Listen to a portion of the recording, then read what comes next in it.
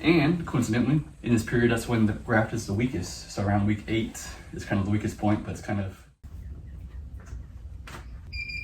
All right, guys, I thought this might be an interesting video to kind of switch things up a little bit instead of being inside and doing a video that way. I'll just get on the bike and work some range of motion. I did a little bit of exercises this morning already, but since then I was just putting together some furniture. So my leg is pretty stiff again, so it's probably gonna be a little rough at first. So I'm just gonna record this on my watch, even though it's not really a workout per se, it's more of just a range of motion. There goes my little seat cushion I added there. It's been a while since I've been biking. Maybe just the seat's a little too low right now. Got to work up to that lower seat level.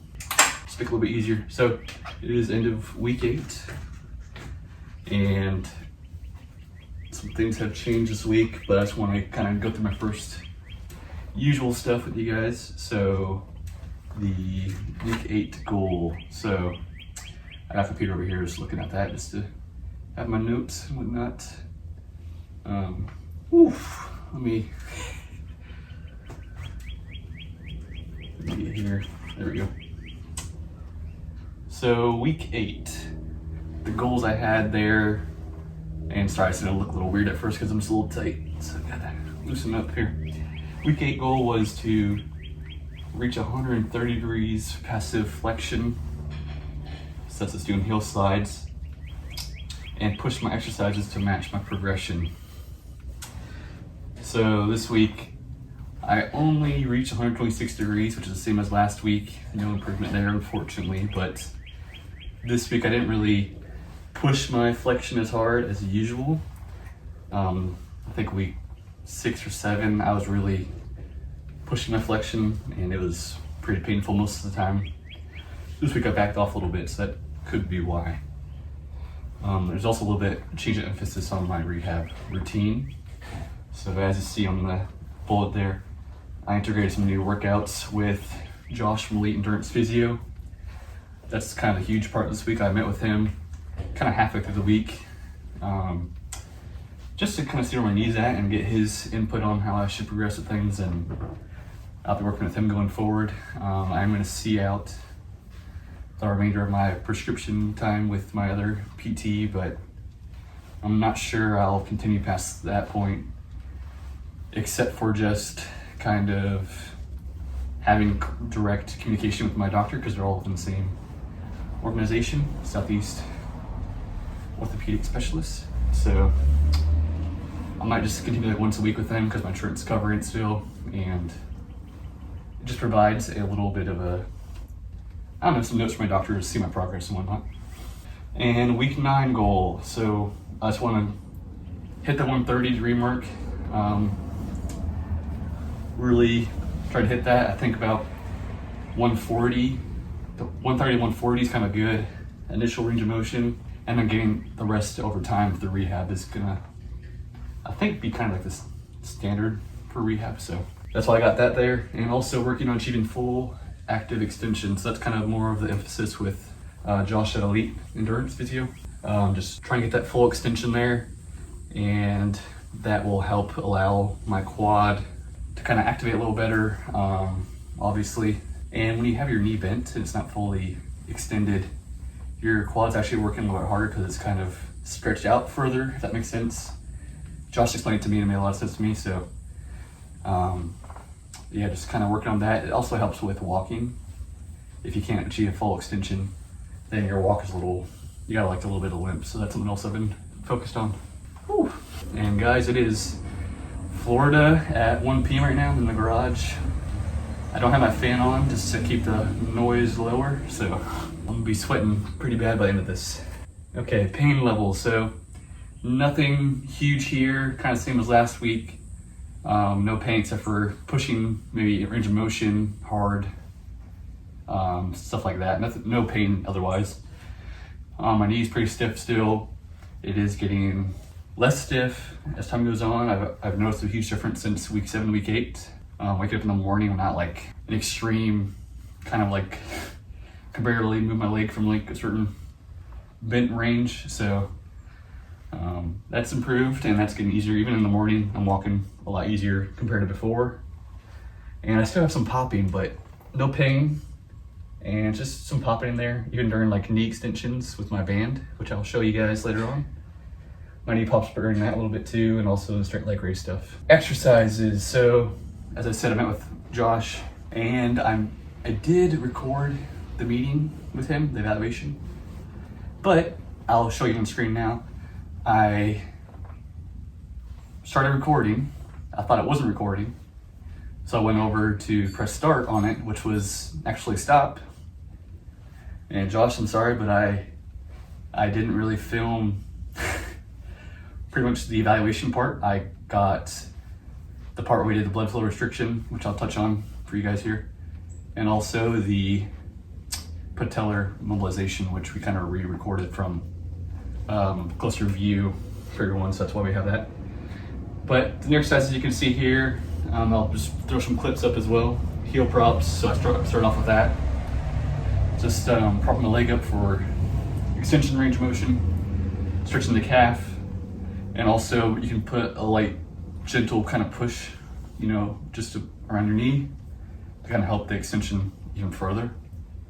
That is a little uncomfortable depending on how hard you push it, so that's just something to be aware of.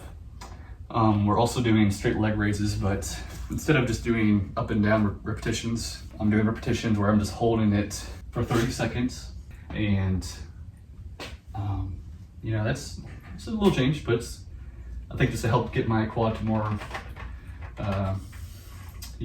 fatigued, work a little bit harder. So I'm gonna put the seat down here to get some better range of motion, make it a little harder. We also worked on modified side plank here, so you're kind of going from your knee instead of your foot for your side plank, and doing a clamshell with that. So that's an interesting one that I have not done before in the past. It's one I've never done before in my life.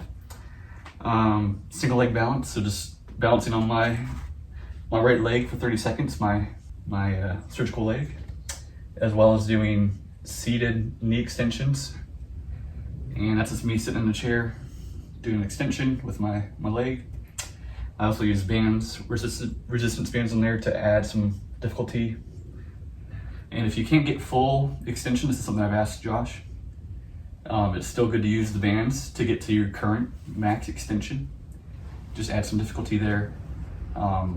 So yeah, you don't need to be worried about, if you can't get full extension, you can still apply resistance there to kind of work your muscle harder, even if you can't get full range of motion, at least in my case. And then this was not really prescribed by Josh, just because he's not as worried about my flexion, because that'll come over time through rehab. But my ortho PT group is really pushing the flexion. So after telling him that, he added in a prone quad stretch, which is a little bit sketchy at first, the first couple times, because I'm used to the heel slides. I can kind of see my knee and everything.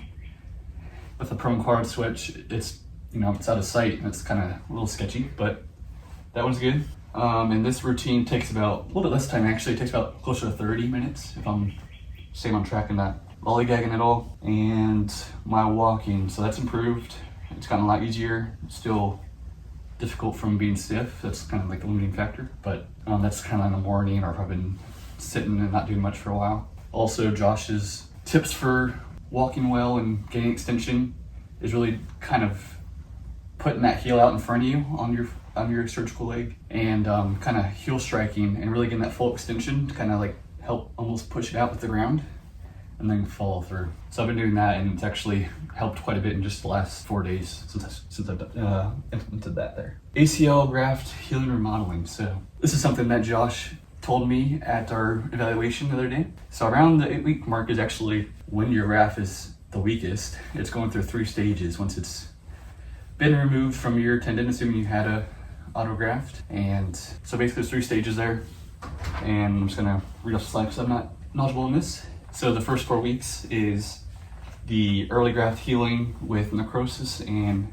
hypocellularity, if I said that correctly. So basically, I'm not an expert here, but the graft is kind of dying. There's not as many cells there, and it's going through kind of a dying stage. It's kind of a weird thing. I'll link the paper below, you can read it in more detail. And then from 4 to 12 weeks, you have the proliferation phase, which is the time of the most intensive remodeling and restructuring of the graft. And coincidentally, in this period, that's when the graft is the weakest. So around week 8 is kind of the weakest point, but it's kind of, I've seen other studies, kind of fluctuates with the actual time frame, but it's around the 2-month mark. So I thought it's pretty interesting. Just a good thing to know. If you're going through this, it's probably good to know that your graft is pretty bad, and even though you're feeling good, like I am myself, you are actually still at a pretty high risk for retearing. This is actually when most retears happen, highest rate. That's what Josh told me, which makes sense to me because, especially if I didn't have meniscus repair, I would have been walking sooner and probably even a little bit further along at this point. And, I'm already feeling pretty good as it is, relatively. And it's good to be reminded that this is not the time to up the intensity too much. You want to be safe with your ACL. And then 12 weeks and onward is the ligamentization phase. So that's where it's undergoing restructuring of the graft towards your actual ACL. And I've seen things in the research paper that I'll link below that even in some of the animal studies, this phase took up to 2 years, but it seems like with the human studies, this phase is a little bit shorter, but it's still interesting that it could take up to 2 years and even longer for your new graft to really fully kind of, work towards being an ACL. I'm not a doctor, I'm not really sure if it ever reaches that point, but it's pretty interesting there. And I'll link that stuff below in the description. Blood flow restriction. So this is something that Josh introduced to me at the evaluation, and we tried it out, and he actually lended me his own BFR machine to use at home every other day. And the studies on this are not really conclusive on whether it actually helps grow your muscle size. I'll link a couple research papers below for that one. But it is, it does seem like there might be evidence that it does help grow your muscles faster with less resistance. So you're basically just cutting off blood flow, you're reducing that blood flow to your muscle. So for your knee, we apply it like, upper thigh, closer to your hip, and basically just doing light resistance workouts. So for us, I've been doing the knee extension. I can even do a banded, Josh said, but I haven't done that just yet to date. But with that reduced blood flow, your muscle, I don't know the science behind it, but I guess it's kind of working harder, but it's not really, because you're not really doing much weight. So you're just working your muscle harder. It's not really fully proven that it actually does work, but there's some evidence there. And at the least, there's not really any downside to doing it other than it being unpleasant. So that is a pretty good thing to implement if you can. I know some other PT places do it, but my ortho PT does not use it because they don't think the evidence is there. But yeah, that's neither here nor there. It's worth trying if you can do it. And for this exercise, you do about 1 set of 30 reps and then 3 sets of 15 with 20-second rest in between all the sets. So that's kind of the workout plan there. And then here's the kind of last thing, patellar mobilization. So this is something that I already posted a video on separately just because I thought it was pretty good to get out there and not buried in a video. It's also a little bit long to just put here at the end of the video. But Josh at Elite Endurance Physio showed me how to work on that mobilization, which is actually very helpful for helping gain range of motion easier. Because if you're helping your patellar, your kneecap slide easier, you can then, bend that joint a little bit easier. So watch that video if you haven't seen it yet. It's really helpful. And in all honesty, I have not done that on my own yet, just because I've been busy this week since I saw Josh, and I haven't had time to really get into it because I need to rewatch the video myself just to kind of learn how to do it, and I just haven't had time to kind of learn the process on my own, make sure I'm not hurting myself or anything. So yeah, definitely consult with your healthcare team before you start trying it on your own. Just see what they think. Also in there, it touches on massaging the scar tissue, and that'll also kind of help with your range of motion and any discomfort you have. So I have noticed that area when I'm trying to do my flexion because I had a quad graft. It is pretty tight still, and it does kind of originate from where my quad tendon was cut out for my graft. So I think doing this should hopefully help, and that's what Josh recommended as well. So I'll definitely try to implement that more, and in week 9 update you guys on if there's been any progress with doing that on my end. It's about, you guys probably already know from the video, I'll probably cut stuff out, but it's been about 18 minutes here. I probably could have pushed the bike down a little bit sooner, but I was kind of in the zone talking, and my knee's feeling pretty good, pretty loose right now, so that's pretty nice. Yeah guys, week 8 has been pretty good. I think from here on out, things might progress a little bit easier because I didn't put on the slide here, which I should have. With my meniscus repair, there is limitation on loading the knee while bending. Around this phase is when you can start getting down to 90 degrees, I believe. I'll put some text on here if I'm incorrect with that one. I'm talking with Josh there.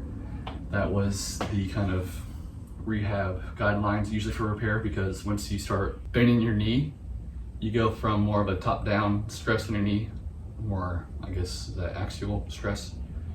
And then once you start bending, you become more of a shear stress. You're kind of rubbing against that surface, which would then affect the repair on my meniscus. So once that's kind of lifted here, I should be kind of progressing a bit more into exercises that kind of help my quad grow a little bit better, because mine is still pretty small at this point from the lack of strength training from the period of when I injured my knee to surgery, and then when I wasn't walking for a whole month after surgery, and then 2 weeks partial weight bearing after that. So my quad is pretty weak right now, pretty small. I think I'll leave it there, guys.